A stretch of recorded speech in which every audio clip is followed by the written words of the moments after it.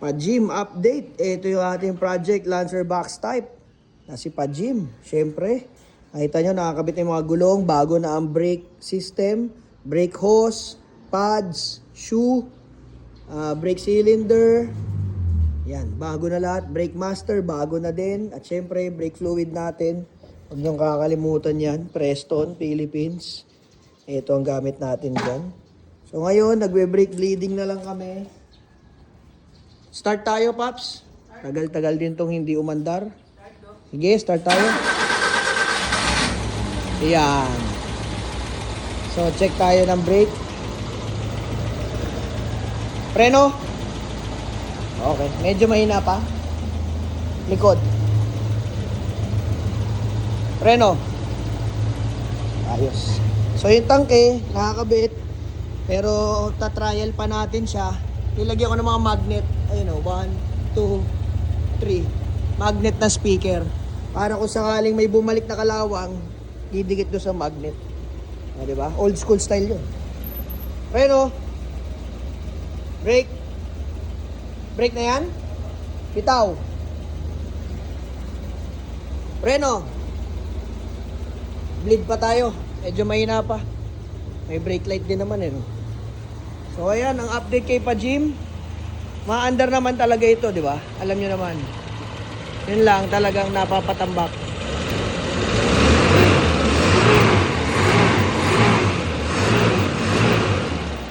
Alright, fuel lines. Bago na rin tayo lahat sa fuel hoses. Fuel filter, bago na. Patay mo na, Paps. So brake system, yan. Okay na tayo. Bleed na lang tayo konti. May air pa yan. Iaangat namin. Tapos, pagdating sa fuel, okay naman na tayo. Yung tanke na lang, final. Tignan natin kung hihigupin. Siguro mag-double filter muna ako. Para at least pag hinigup yung dumi, unang filter, tapos may pangalawa tayo. Para naman di madumihan agad yung carb natin. Habang ano lang yan, ino-observe lang natin yung tanke kung kamusta yung magiging performance. So, pagkatapos nito, tatakbo naman namin and then aircon kasi wala, sumingaw na. After nun, dire-diretso na to. Restoration. Meron tayong bagong project na naman for restoration at napakaganda ng istorya nitong isang ito, mga kaibigan. Abangan nyo rin to. Grabe. Kung ano ang ganda na storya ni Pa-Jim, ibang klase rin itong isang kasunod na to. Abangan nyo yan. Isa na namang classic na 80s car ang ating i-restore. Ba, may siya shoutout ka, Paps Alvin? Wala po. Oh, ay, mama mo. Baka sumikat eh. Ikaw naman, shoutout mo lang, batiin mo lang. Sa mama ko, I miss you. Yan. Ay, wala ka bang ibang isa shoutout? Wala po. Yan. Mama ko lang.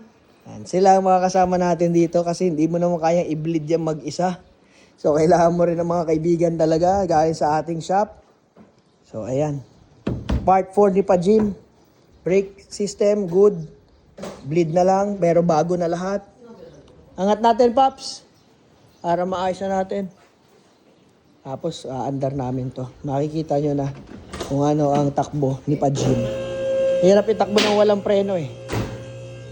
See you sa part 5.